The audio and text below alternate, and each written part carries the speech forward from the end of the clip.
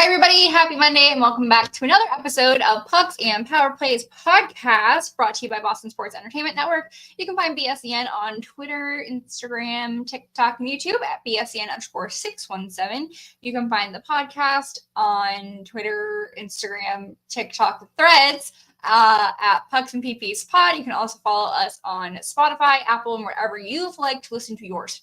Podcasts. Those words were weird. My name is Emily. You can find me at Hyper Emmy, and this is... I'm Liz. You can find me at Liz__Frazier. And also check out our website. We have merch. We got shirts. We got sweatshirts. We've got stuff that's like generic. Not this. This is not for our sorry. But like generic Bruins hockey stuff. Or we have Pucks and PP, Powerplays, Pucks and PPs, Powerplays, however you want to say it. My brain's fried. Sweatshirts and t-shirts if you want to rep the cute little logo that lives behind us, where we're, I don't know how to point on this thing. In between Liz and I. Above us. I don't know. Whatever. Go get your shirts and your sweatshirts. Be cute with us. And we have a Discord. If you want to be a part of the Discord, send us a message and we'll send you the link. We are not currently posting the link because we got a lot of bots last time we did that. But you can message us. We'll add you to the Discord if you just want to chat about the podcast or about hockey, or if you like hockey trading cards, we have a trading card channel. Or if you want to be a part of our book club, which we're going to talk a little bit about tonight, send us a message. We'll get you added to the Discord, whether you message Liz or I personally or the podcast. Any other announcements that you can think of, Liz? I don't think so. I think I have more stuff like once we get into things. Because I bought something, and you don't know about this either. I don't. I'm scared. You should be scared. You're my test subject for it, actually. What did you buy? Bookmarks. Oh. I did kind of know about this. But I'm going to test it with you. I was going to put the logo for the book club and then everyone's name on it. So everyone has their own bookmark. I love it. And you're my test subject, so you're going first. Okay, I guess I have to. That's totally fine. And in your favorite color, of course, for your name. Yay! Oh, stop. I'm so spoiled. Let's talk about book club first then, since we're chatting about it. We have decided on our book, so we will get this thing going finally here this week. Basically, Liz was like, we're going to talk about it today, and I was like, okay, we can do this. We got this. That's why we have it for a month, too. It's not like randomly in the middle of July. Like, we can actually set it up so we can start for the whole month of August. Yes. So for the month of August, are we still going with the one that we talked about forever ago? Yes. Okay, great. Literally like 2 months ago, we decided on this, y'all. And then life was weird, and we were like, we'll get to it when we get to it. So now we're getting to it. Put a pin in it. Yes. So we are going to be reading The Deal by Elle Kennedy. So Elle Kennedy, this book is probably 10 years old, I believe now. Actually, I do know it's 10 years old because the collector's edition just came out of it. So it's been out for about 10 years. A lot of people have previously read it, but currently it is being made into a TV show. I believe Amazon has the rights to it, but they're adapting this series into a TV show. I personally love this series. This series is actually like 3 different series that are in this like little universe by Elle Kennedy. But this first series was kind of what got me back into reading / into sports romance. I had read one book previously that I didn't necessarily love and was like, no, I don't think sports romance is for me. But then I read The Deal and I was like, just kidding. This is my jam. So it's a hockey romance. It's college romance. She is his tutor. He plays for the hockey team. It's really cute. I really like this series. I'm actually really excited to be rereading it. I read this probably January of 2024, so a year and a half ago. But I also think for like our book club, it's a really great starting point, because if you have read it, I feel like it's always one that people love to talk about. If you haven't read it yet, it's like a good intro kind of. And Elle Kennedy is just really easy to read. Like her books flow really well. And I'm really excited for it. I'm excited. I haven't read this one yet. Yeah. I know of it. I know a lot of what happens in it, but I never actually read it. Probably because I knew everything and I was like, okay, I'll find a book I know nothing about and I'll read that instead. Yeah. Yeah. And we picked this one because it is so accessible, because it's been out for a while. So it is on Kindle Unlimited. If you're a Kindle Unlimited girly, if you have other e-readers, it's available with other e-readers. Most indie stores have it. Most traditional bookstores have it, because it's also being published into a TV series. Like Walmart and Target have it. I'm excited. It'll be fun. Yes. Our first book. Go ahead, sorry. I said our first book. Our first book, yes. It'll be great. I think after this, we're potentially maybe gonna switch more into like indie authors a little bit, but I feel like I wanted something that was more accessible for our first one. And actually she started as an indie author that became traditionally published too. So I always think that journey is really interesting. Which is like how all of that works, going from like self-published to then getting picked up by like traditional publishing house. It's always so interesting. So there are still some out there from before she got picked up by I think her publisher's Bloomsburg. I think so. It's like across the room over there. But actually, I'll grab it here in a second. But there are some that have like the indie publishing house before that you can like still find at thrift stores and stuff. So I actually have a set that I bought secondhand, and the third book of it was the indie publishing, and then the rest were traditional. And I was dumb and like got rid of the indie one to get a version of it that was traditionally published, because I wanted them all to match. But I wish I had kept it now. So like, but let me grab the first one really quick.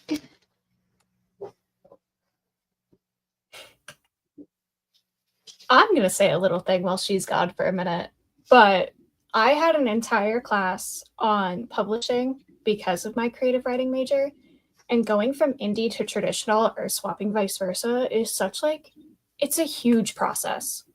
There's so many steps involved, especially when it comes to like also finding who you want to like publish with and who you want to work with.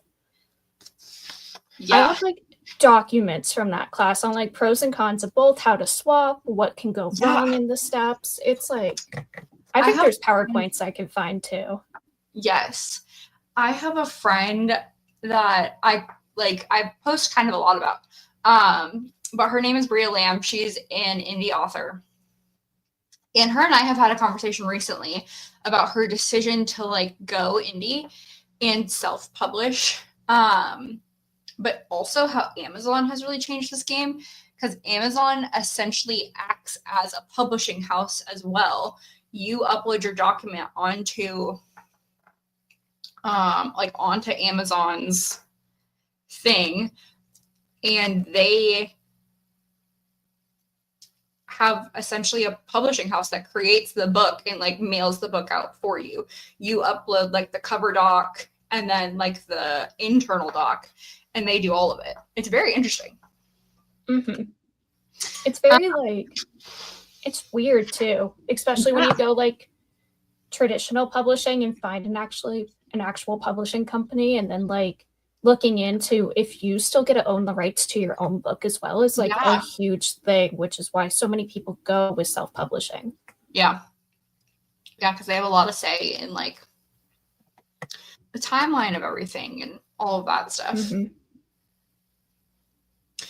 So I have 2 of Elle Kennedy's series. I'm missing like the series that goes like in between the Legacy and the Graham Effect. There's another 4-book series that goes in the middle.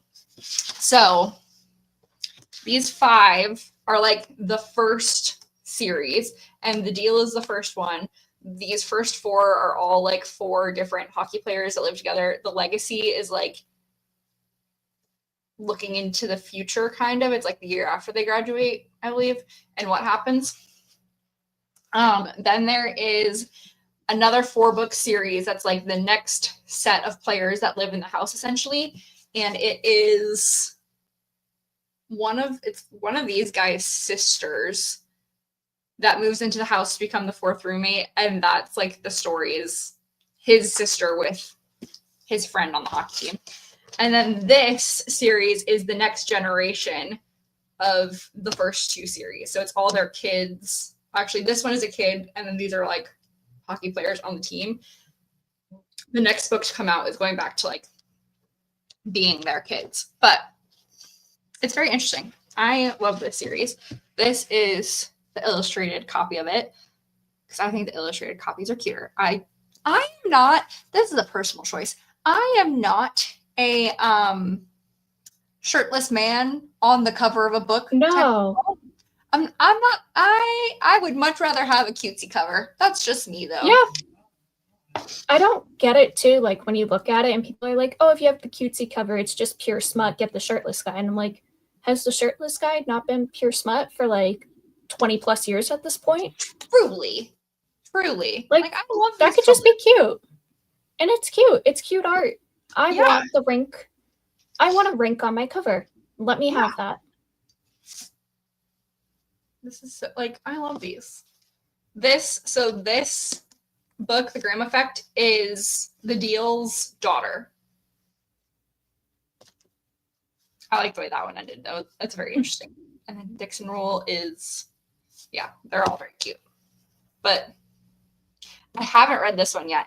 This one has been on my shelf since it came out. I just haven't gotten to it yet. I have so many books on my shelf right now. I have too many.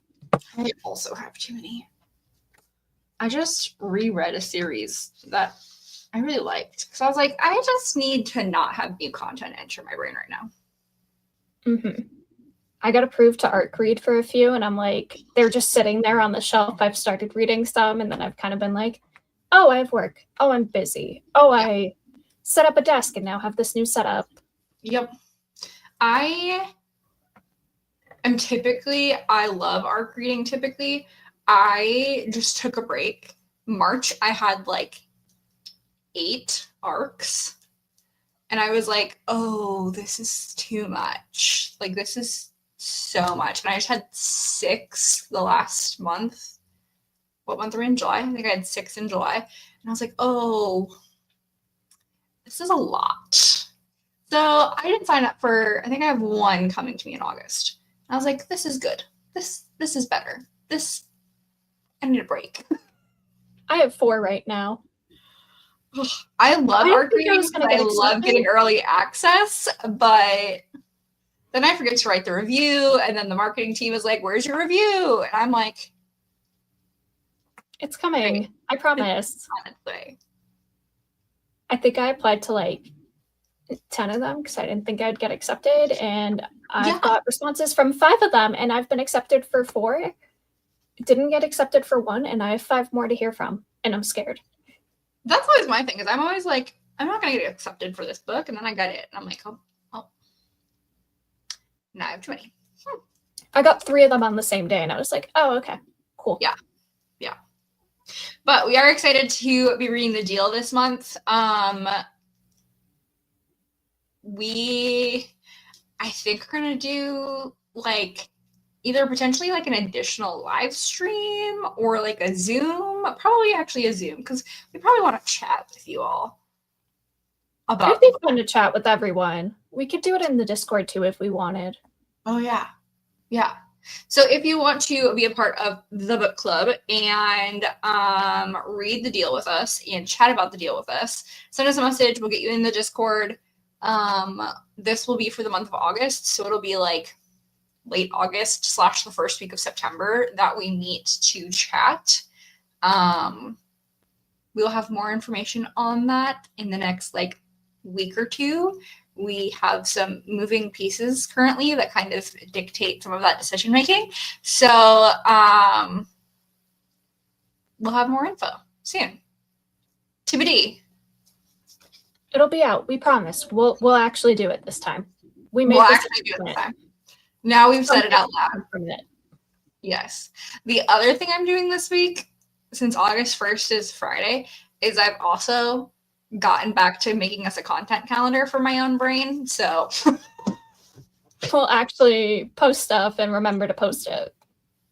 You guys, if I don't have a plan, I don't do it. I can't just like willy-nilly.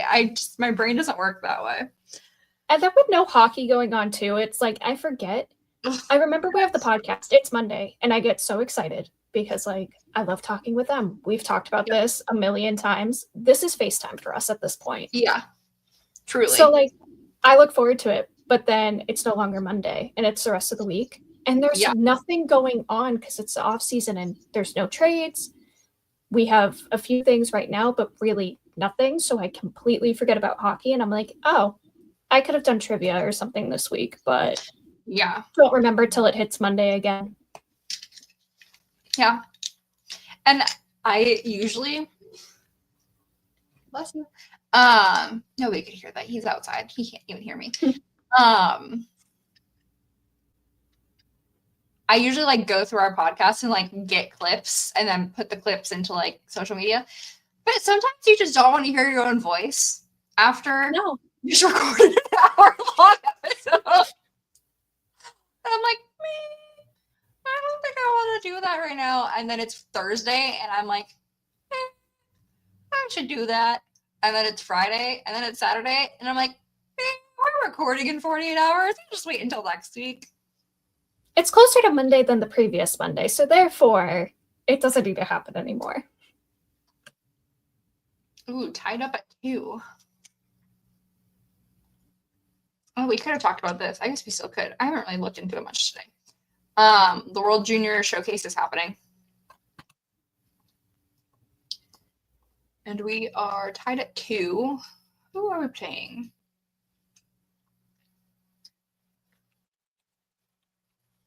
Team White is playing, was it Finland this afternoon? Team Blue played Finland this morning. Team White is currently playing somebody. I believe it's Finland. Do we both play Finland today? So, for those who aren't aware, the World Junior Showcase is currently happening, Summer Showcase. We have 2 teams that are there. You have the blue team and the white team. And Sweden. We're playing Sweden. James Hagens is actually there. Will Zellers is also there. I think they're on opposite teams, though. Hagens is on white. I think Zellers is on blue. Yes. But it's basically just the World Juniors teams playing hockey, but there's no trophy at the end like there is at juniors at Worlds. Just a more opportunity for these guys to get ice time during the summer. I bet there is a lot of NCAA scouts there right now. And actually probably a lot of NHL scouts too, because there's so many international guys that they can just pick up at this point. But this goes until next week. It goes until the 2nd. So it's been interesting. We lost to Finland this morning, but that's okay. It's okay. You can't win them all. Yeah. But like when people ask, like, what do you mean these guys have played together before? How do they all know each other? It's stuff like this. Like these, if you are a part of like the Team USA hockey pipeline, you've played with these guys for years. Like these guys all know each other at the draft. When you see them all like hugging each other, but they're from like different parts of the country, they've all either played with each other, played against each other, been on Team USA together, played USHL against each other, NA3HL or NAHL, like any of the leagues, or OHL or whatever. All these guys have played against each other or with each other since they were like 12. It's all really interesting. Oh, James Higgins is rolling today from Robert Chalmers. Did he score? Oh, beauty of an assist from James Higgins from Mark Dever. US takes 3-2 lead. Let's go. This is the other thing, is it's going to up his value for us. Mm-hmm. I still think he should go back to school this year, but we'll see. We'll figure out what happens. I don't see him playing with us with everyone we signed. Mm-mm. He doesn't have a spot, so. No, I feel like it's too, like, it wouldn't be worth his time. Speaking of Bruins players being here this year, let's chat about it. There are many a rumor going around right now that Sir Pavel Zacha may or may not be getting traded. We've been hearing this since like the deadline. They tried to move him, couldn't find a spot. I think it would be really, really, really dumb to trade him right now. We have no top 6. Mm-mm. He is in your top 4 right now. Yep. You got a bunch of bottom 6 guys. Unless you're getting 2 top 6 people for Zacha, you do not move him. You keep him. You know he can move up if something goes wrong with Pasta, Kiki, or Lindholm. One of them faces something. Zacha will fit right in. We know it works. Don't get rid of the safety net. You need a safety net. Yep.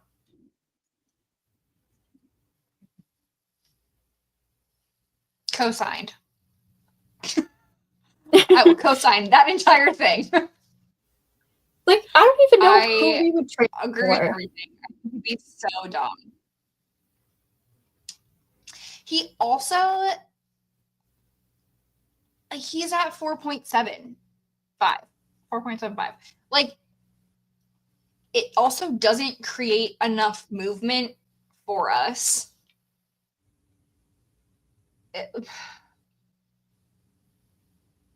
Like, there's nobody pay-wise, equitably, that you could just slide into that spot.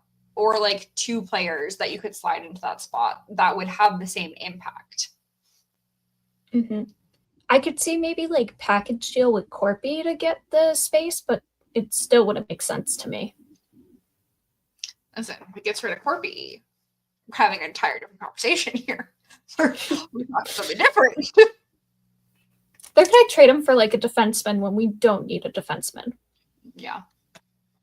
The fact that it's not on the table for them to trade Corpy just still blows my mind. Mm-hmm. But it could be a different conversation. Mm-hmm.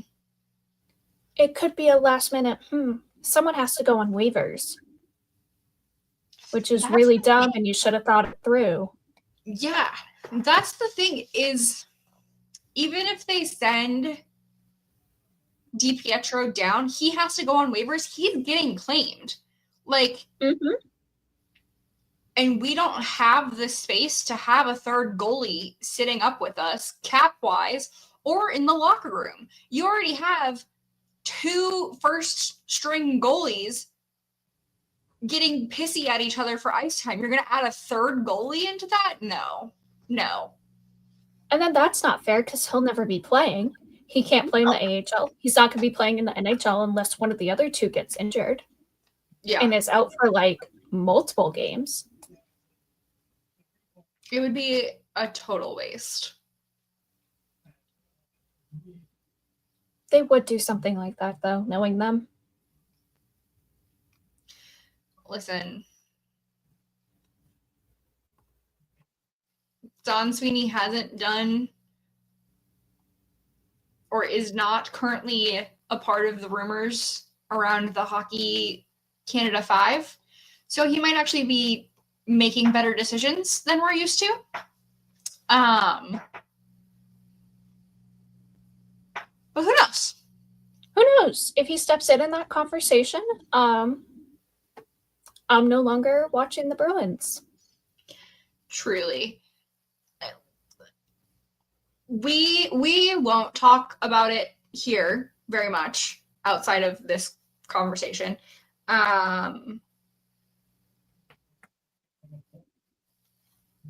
We have not chatted about it much outside of the day that things happened, and I think our like group chat looked to each other for support that day. But for those who are not aware, the Hockey Canada 2018 trial came to a close last weekend. The 5 players who were accused of assaulting somebody in a hotel room during their gala from 2018 were acquitted of 6 charges, so 5 of them being for the assault. The 6th one, I forget what the actual title of it was, but essentially for inviting everybody to take part. Since then, the NHL / Gary Bettman has come out saying there is no space for these players in this league. The NHL Players Association came out and said, you can't do that. These players have a right to play.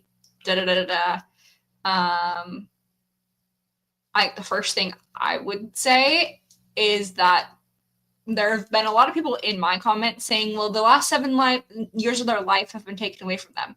These men have been playing professionally in the league for the last 6 out of 7 years. The NHL said last year that they could not play this past 24-25 year because of the case. 3 of them went to play overseas. 2 of them did not. So no, they've been living their lives making millions of dollars for the past 6 years. The second thing I'll say from this all is Gary Bettman actually does have the right to do that. It is a part of the CBA that he can say, no, they cannot be in the league because of, I forget what it was. Somebody commented somebody commented like the specific thing the other day. It's like section something 18 something. He has the right to say a player cannot be allowed in the league because of ethical disciplinary issues off the ice. I think it'd be really dumb for the NHL or the NHLPA to allow these players back onto teams. And I think the case in and of itself has been enough of a media mess. You're trying to grow the game, and that's what you keep saying in every single interview or how we start the season every single year is Gary Bettman's continual message of we're growing the game. That's going to put you in a hole, and I'll help put you there. Especially when you already have like abusers in the league. Yeah. Yep. And if Don Sweeney signed one of them, I am burning all of my Bruins merch. I don't care how much money I've spent on it. I will walk away from this team. As a fan, this podcast is going to become something else. Like, we'll just make a book club at that point. Yeah. Our daily FaceTime or something. Yes. But I think the fact that teams are looking at signing those men is absolutely atrocious. And I'm not surprised, which is the saddest thing about it. We're not surprised because it's such a deep-rooted issue, like the Oilers being one of the teams to be looking in. I wonder why, considering who their GM is. Yep. Anaheim, I wonder why, considering who their new head coach is. It's within the league itself that I'm not surprised. And it's disgusting. The Canucks, I wonder who their head coach is. Oh yeah, maybe somebody's dad.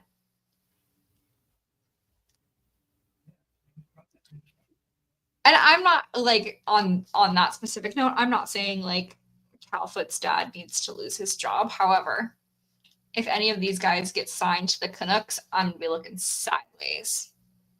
Mm-hmm.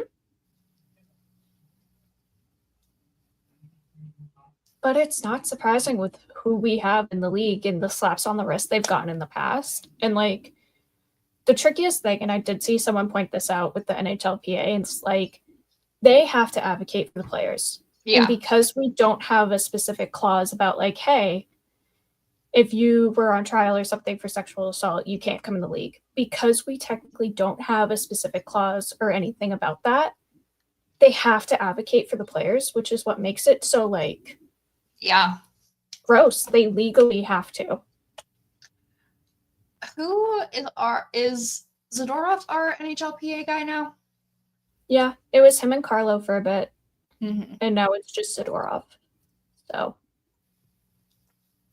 like, I wonder on like the business side of this how that goes. Like, do each of the team's representatives get on a call and be like, "So this is how we feel about this." Like, I wonder from like a business standpoint of being a player-run operation, how that would work, and especially like Z being a girl dad and like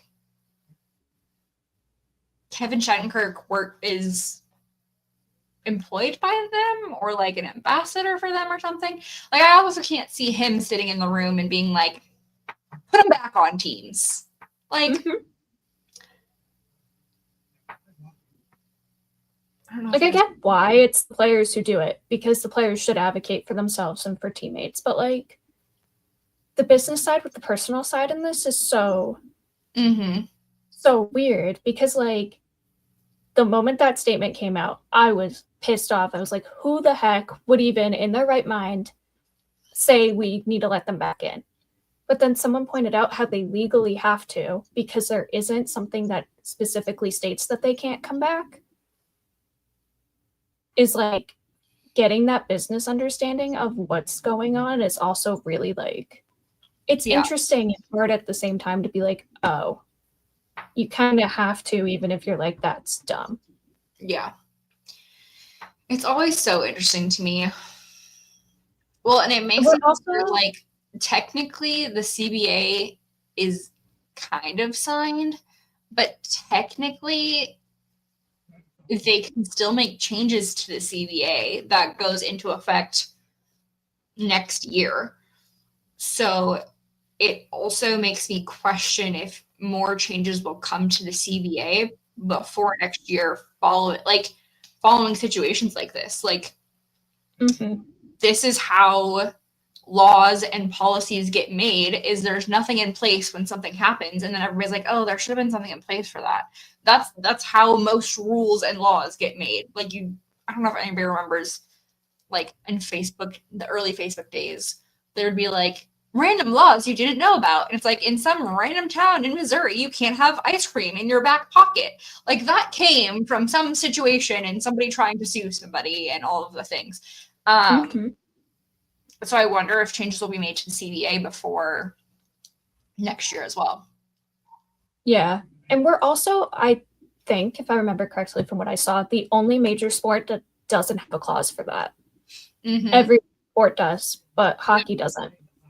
Yep. The NFL added one it's like within the past 10 years or something, because of all the situations that they were dealing with. But yeah, I think what you said earlier, you look at some of the people currently on the coaching side of the league, you're like, really, we're going to expect that people don't sign these guys when you have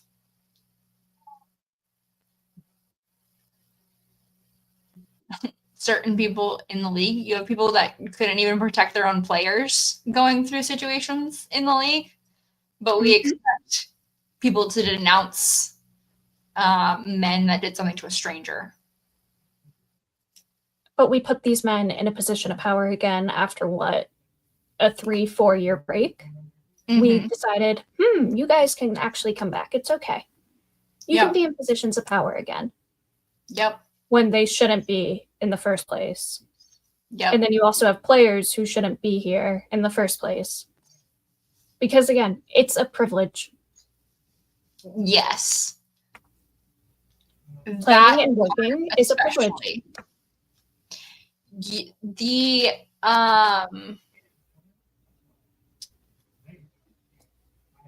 The entitlement, not necessarily from the players, but the entitlement that some fans give these players, and yes, I'm talking about the angry Twitter men, because they can't go one episode without me denouncing the angry Twitter men. I also have a stuck sneeze, so it's like trying to come out, and it keeps like going in and out. That's why I keep making faces. But the angry Twitter men, you know what that is? It's the people that comment mean things. That's their entire account, is commenting mean things at people. Because they have no life. Because they have no life. And truly, why are you... Anyway, I can go on a whole rampage about that. The entitlement they have for these players is so interesting to me. Like, no, they deserve to be back in the league because they were found not guilty. Nobody deserves or is entitled to a spot in the National Hockey League. It is something you earn. It is a job. You are paid for it. And when you mess up, you lose your job. These men are no better. I'm going to rephrase that. These men do not have more of a right to play in it than any other person. The only difference is they have talent and they had the money while they were being raised to have access to some of the best hockey facilities, tournaments, gear available to them. And that has changed their trajectory. One day I'll give you all my whole thoughts on diversity in the league and all of that shenanigans. But these are white men who are very privileged, who, yes, do have skill, but also had the money and the access to be able to hone that skill since they were younger. And they do not have any more of a right to play for the NHL than my dear darling husband, who doesn't know how to ice skate. But if he like had skill, he would also have a right to play in the NHL. Like, they are not entitled to anything in this world, and specifically not the privilege to play and make millions of dollars.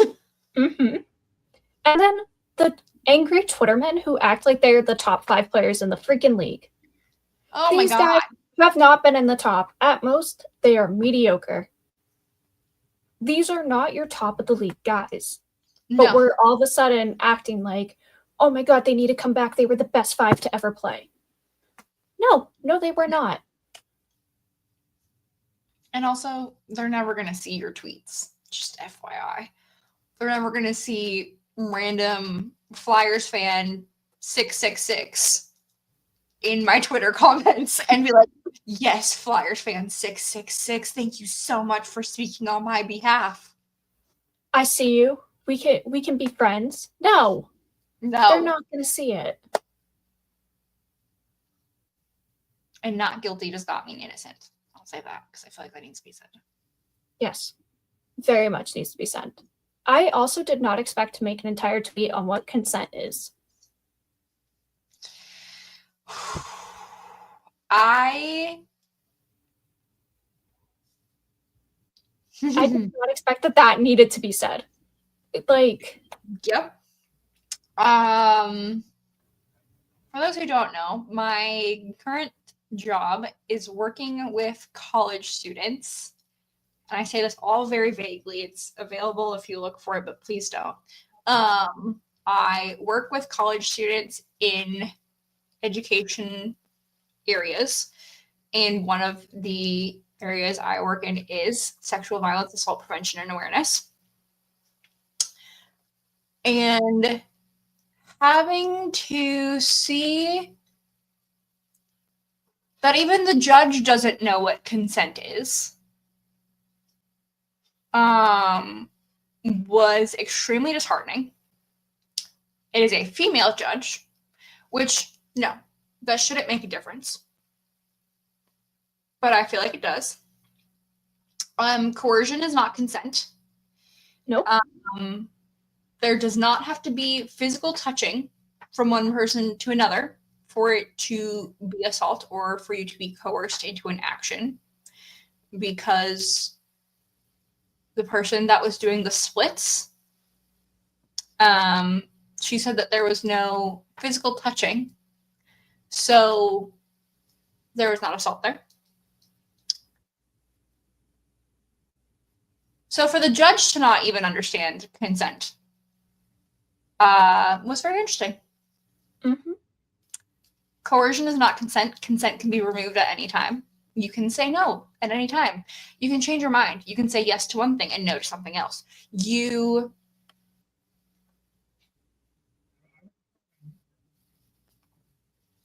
can say yes to one person in the room and not another. And at any time, you have the right to say, stop. And they have to stop because you took consent away. After that, it is assault. When you say stop and they don't stop, it is assault. If you are being coerced into something, it is not consent. Mm-hmm. It needs to be an enthusiastic yes without any threats. Because people are like, oh, if he touched you and then you felt like you need to say yes. No, it can be threats. Mm-hmm. They don't have to touch you. They can literally say something that you feel like you need to say yes. Because how many people have had to laugh to get out of uncomfortable situations and pretend things were okay? Yep. Also, like most female identifying people, Avalanche and the Sharks.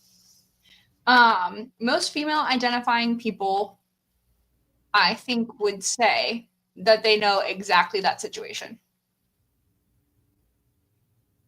And being drunk, you can't consent when you're drunk. I'm sorry. That from the judge of, I don't think she was that drunk, means you're also implying that she was drunk. You just don't think she was as drunk as she was, which also means you don't understand that you legally cannot consent while drunk, and you are saying you weren't that drunk, but you're saying she was drunk, which means there was no consent. Well, and here's the other issue is, I don't know how it is in Canada, but in US, states also have different definitions of consent, just like they have different definitions of hazing. So from state to state, the laws can vary on what consent and hazing looks like, which is so interesting to me. So that's a whole other shenanigan. Same with the age of consent too. Some states it's 16, and then in other states you have to be 18. You have to look at it by where you are, but like universally, being drunk means you can't consent. Yep. That's known. Just from earlier. I don't know why I'm just getting notification now. But like the contradictions within the judge's statements, like drove me insane, because you're admitting she's drunk, but not that drunk. So it's fine, but you are saying she is drunk, which means it actually isn't fine. And then her statement about I don't like how you said I think, but then used I think in her thing. Yes. And there also should have been a psychologist involved, because there are clear signs of trauma at play.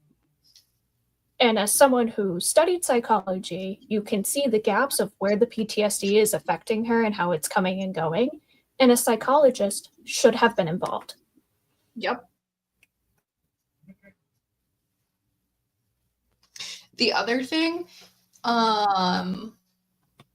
with that you just reminded me of is that EM, who was the complainant, did not want this trial. She settled in 2022 with Hockey Canada in a civil case for all of this.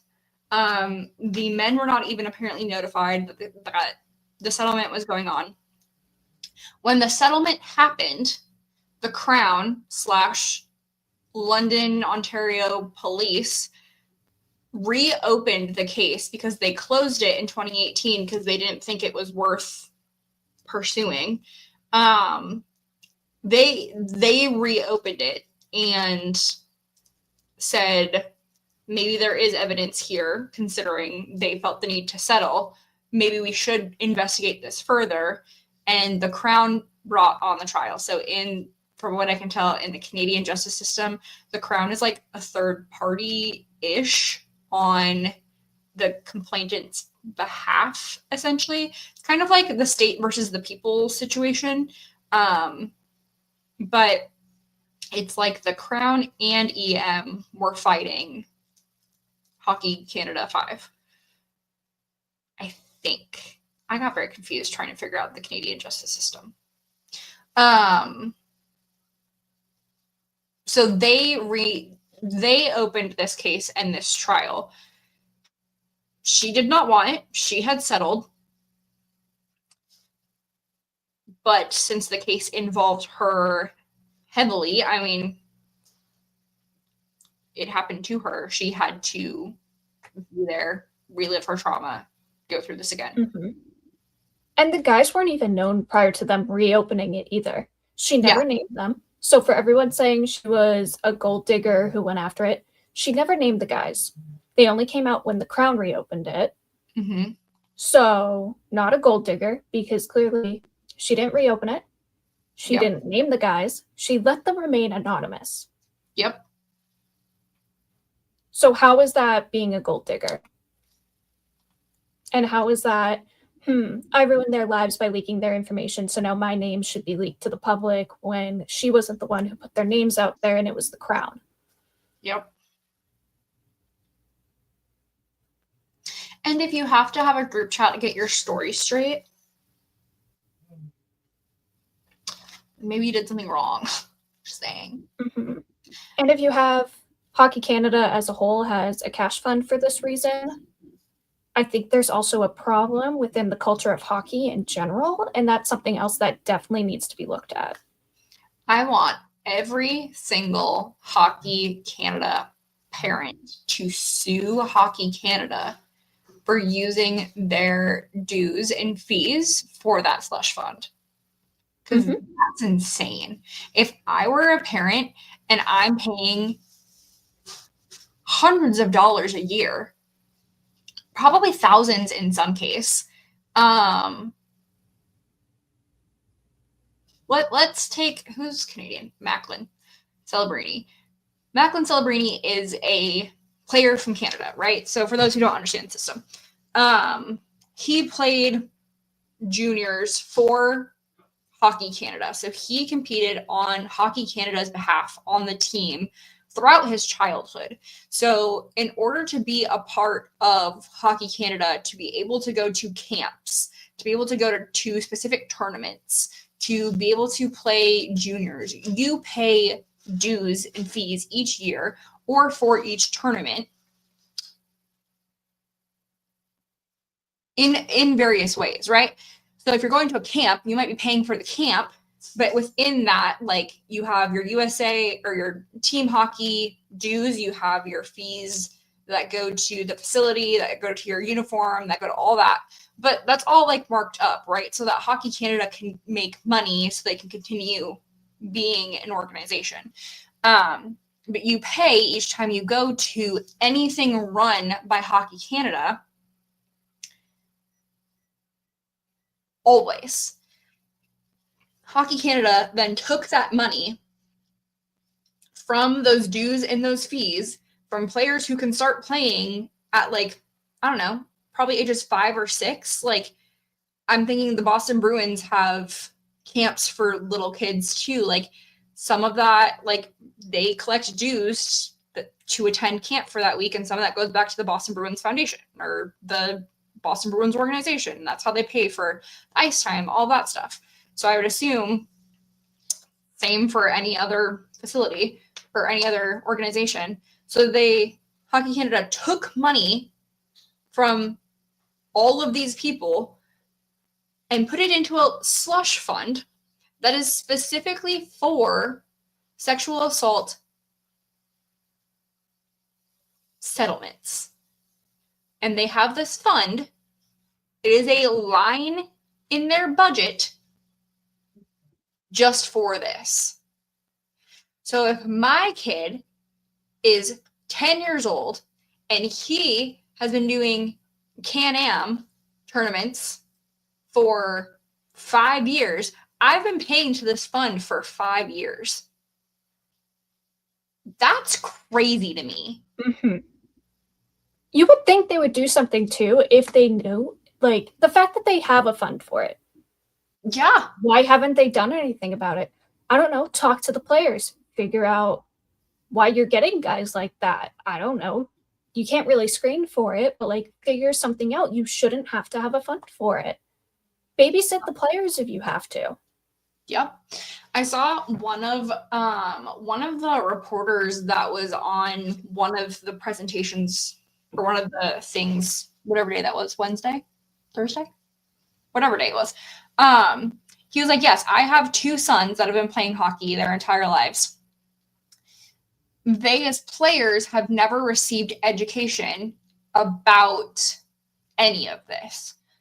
So some teams, I want to say he said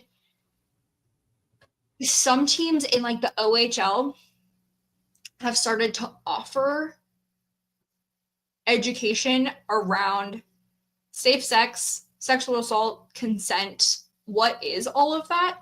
But he's like, it is not standardized. So these kids are in international competitions. They have access to a lot of different things, and they've never been taught, because most of them aren't in traditional school settings because they're playing hockey. They've never been taught anything about consent, which, listen, I think we all understand when you turn 18, you know right from wrong. Like, I'm not giving these players an out. Everybody knows right from wrong at that point. But they're also not being given education on any of this stuff either.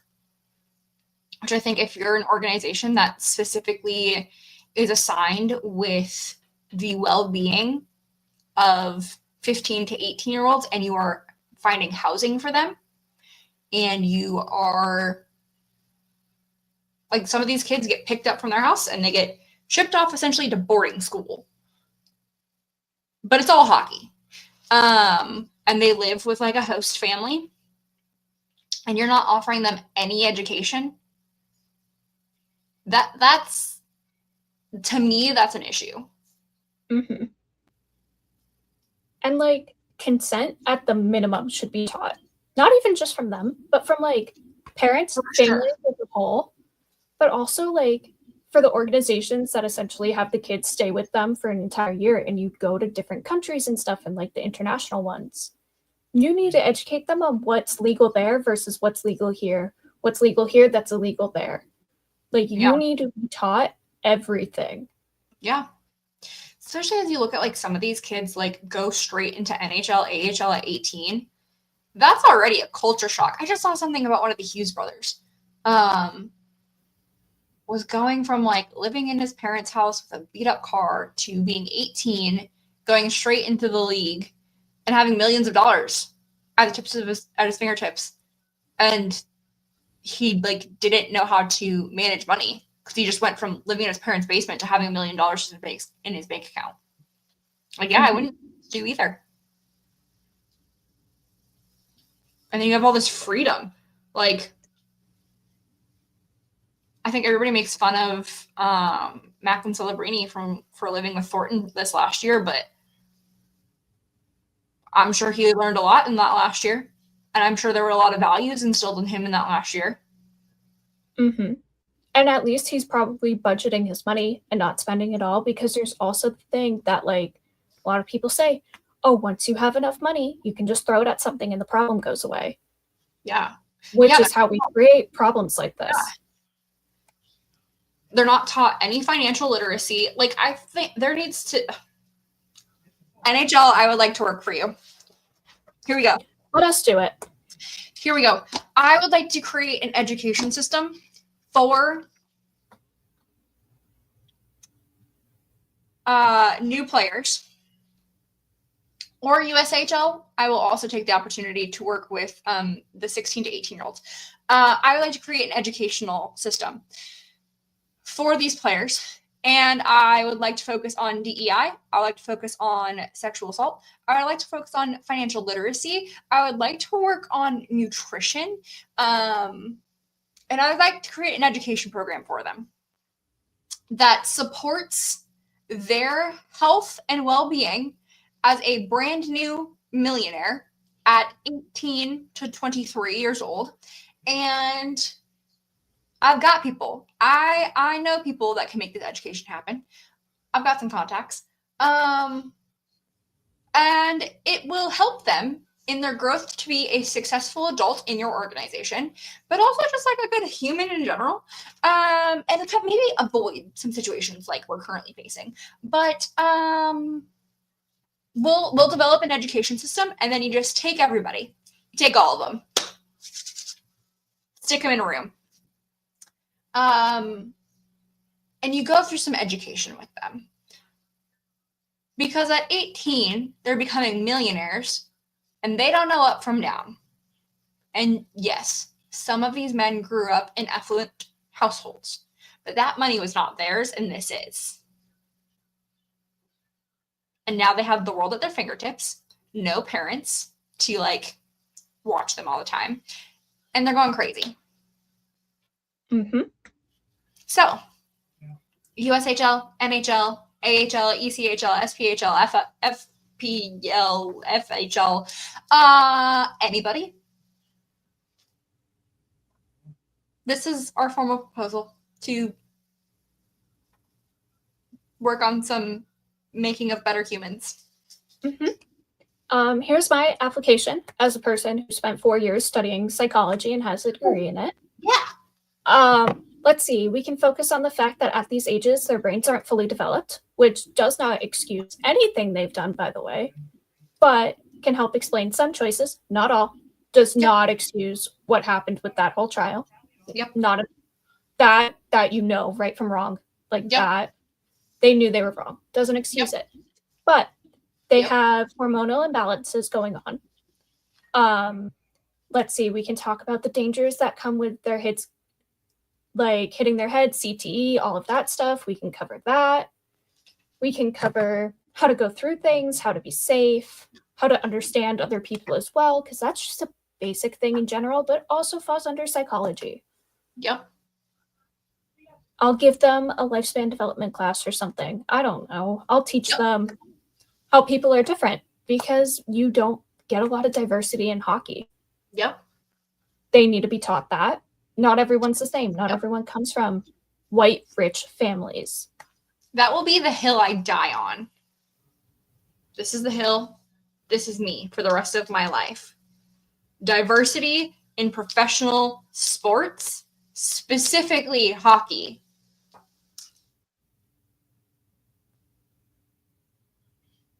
The rest of my life, right here. Mm-hmm. You have to be rich to be in hockey.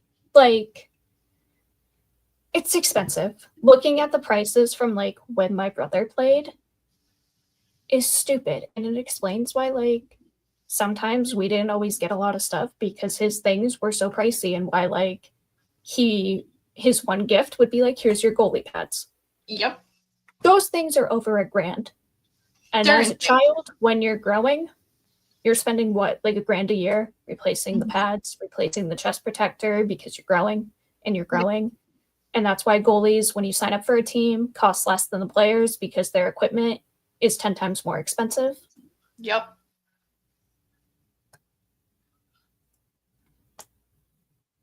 We went off on a huge tangent, but I'm here for it. Yeah. I feel like it needs to be said, because there's so many issues. It does. I think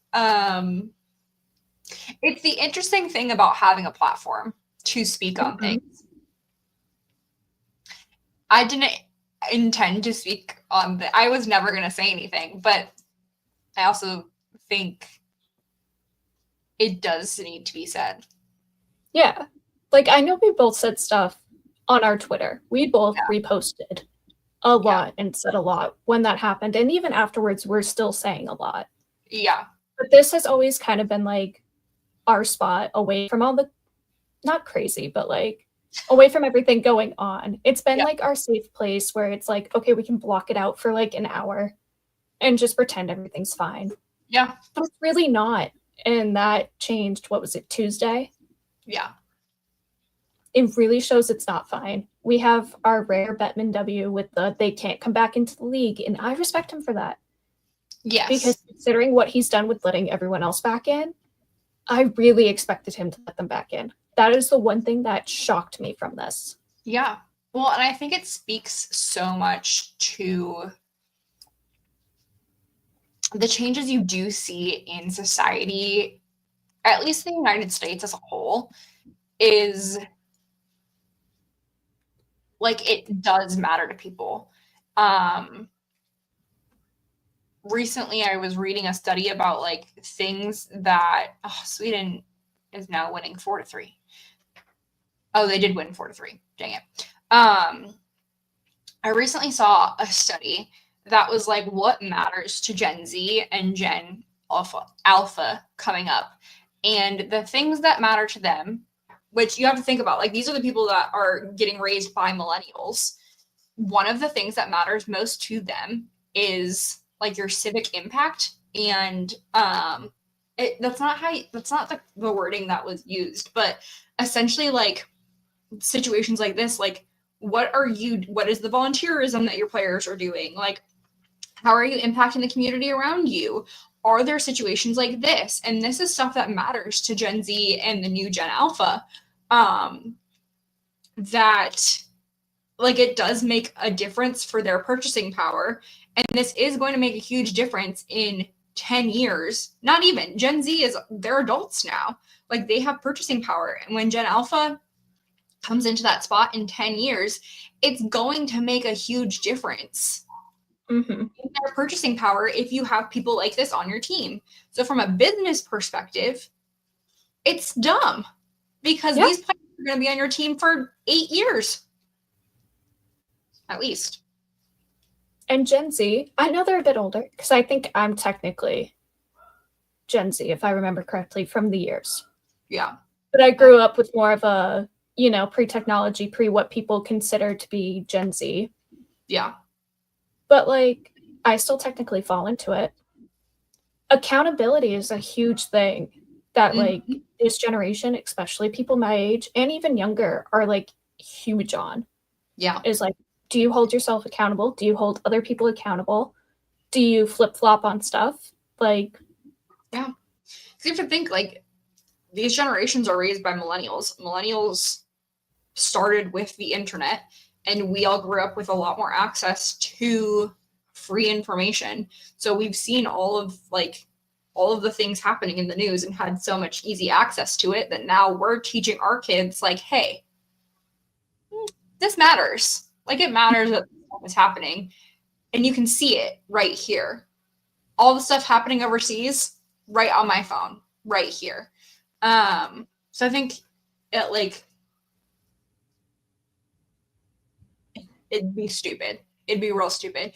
And like kudos to Gary Bettman. I think I've definitely been one who's said not nice things about him in the past, specifically around Arizona Coyotes. But I think he was trying to do right by the general population for this. Also, even in the NHL, the purchasing power is not with the man. The purchasing power is with the woman. So she is going to be the one who makes financial decisions. And she's probably telling her husband whether or not he can buy the tickets to those games. So you really need to be catering to women more often. And that's a whole, again, I could do a whole 3-hour conversation about diversity, and that would be included in the conversation about diversity, because if you're just pandering to men, you're actually not pandering to the purchasing power of the household. That's a whole other thing. Well, didn't they also release a stat recently about like how the increase in viewership and how the game has grown has been through women lately? Yep. We've been buying more tickets. We've been getting it out there. We've been watching it more. Yep. Yep. All that to say, if Don Sweeney signs one of them, back where we started, Don Sweeney signs one of them. It's gonna be a cold day in Boston, that's for sure. I'm not surprised if he does. Like, we signed, why can't I think of his name? You know who I'm talking about. Who was the kid we signed that everyone didn't sign and then we took him? Didn't we get rid of him too? Real fast? We did. Bergeron spoke out against it. Yep. Why can't I think of his name? I can't either. He didn't last very long. He didn't even play a game. No. I think we had him for like a week and then we terminated his contract. Yeah, because the public outcry was too much. Mm-hmm. You have a public outcry. You have your captain speaking against it. Like, just like locker room atmosphere. So many of these hockey players are girl dads. Like, for some reason, they got more girl kids than they got boy kids. I also want more people speaking out like Bergeron did. I feel like it's very, very rare that you see an athlete, let alone an NHL player, speaking out when like their team or their GM, when they do something wrong like that. Yeah. Like, there needs to be accountability within the players themselves to speak out when you're like, no, this shouldn't be a thing. He shouldn't be with us. Trust your captain more than they trust your GM, which is a whole other issue the Bruins gotta face. But But we need more accountability within players as well to be like, hey, I don't know. I don't agree with this. This is an issue. Like, and it needs to be vocal. It can't just be maybe like a whisper to the president or GM of the team. Making it vocal and known is a huge starting point. And it also gets your point across too. Yeah. Yeah. Oh, what an interesting situation.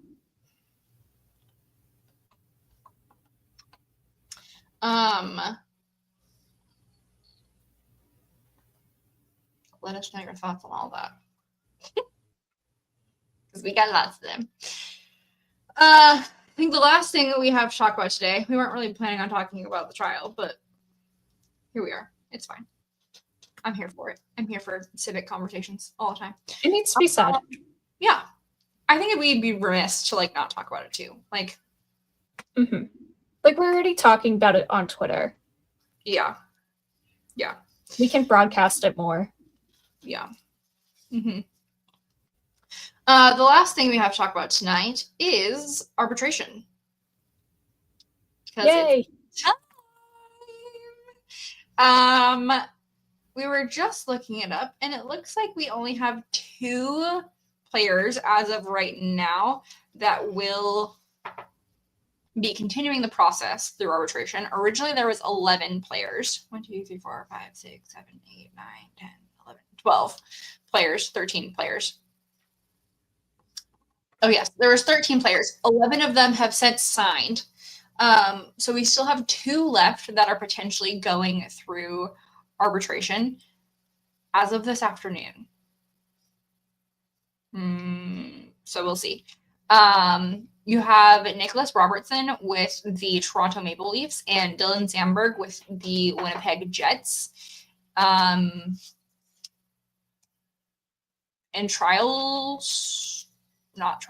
hearings are set to start on August 4th. So, I mean, the teams still have a week, but it'll be interesting to see. And we already have Sandberg's hearing, at least the numbers from both sides.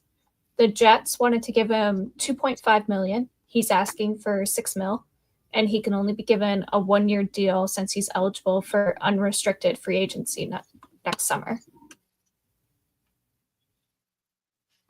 I'll be interested to see what he gets. Mm-hmm.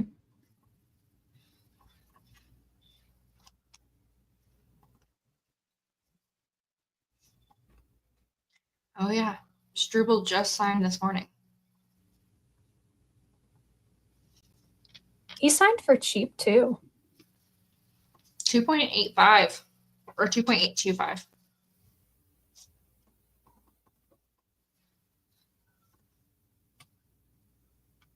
Two years. That'll be interesting to see what happens with both of those. I think the Maple Leafs, they are not in a great spot for next year. No.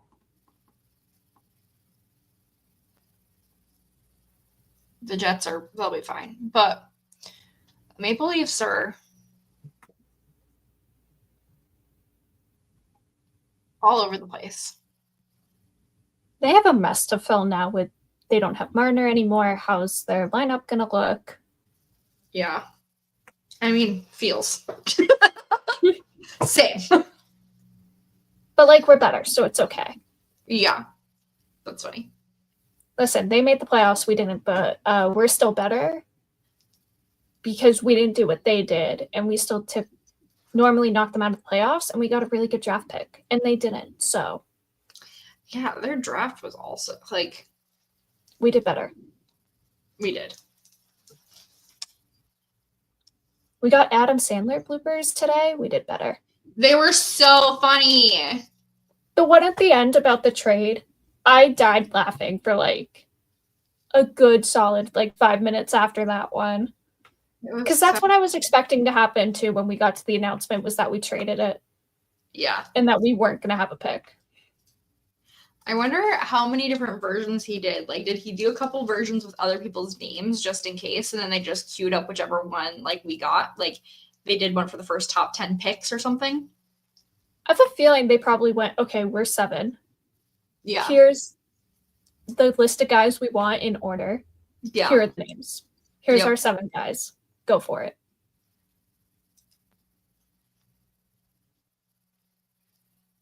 The other thing that happened today, Nicholas Backstrom. Did you see this? No. Capitals announced that he's going back to play for Sweden. Or play in Sweden. Interesting. Yeah. He had over 1,000 NHL games with the Capitals. But I think he's from Sweden.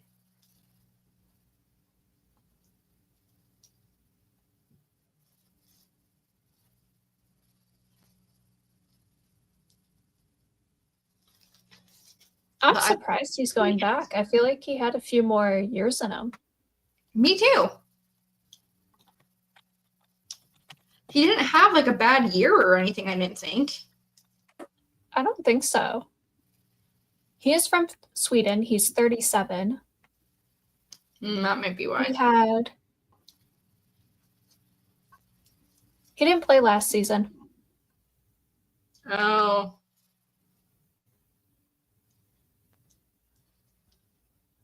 Why did I think he did? What? Because there was a lot of talk about him not being there for Ovi's goal. That's what it was. I'm like, what am I thinking of? Because he got brought up every time everything happened with Ovechkin because he was normally always on the ice with him. Thank God we don't get another year of that. Ugh. I know. He stepped away after playing 8 games in the 23-24 season because of an ongoing injury situation. And he hasn't played since the start of that season.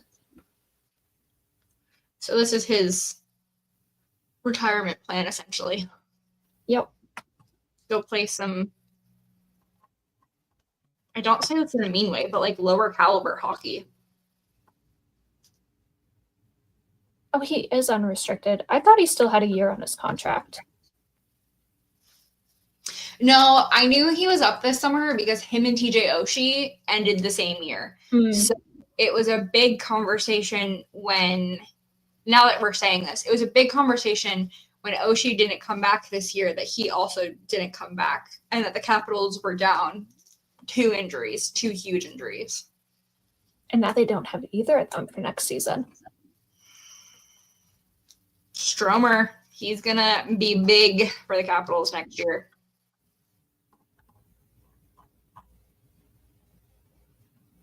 I'm excited for him. Well, friends, I think that's our episode. Yeah. If you are interested in the book club, send us a message, and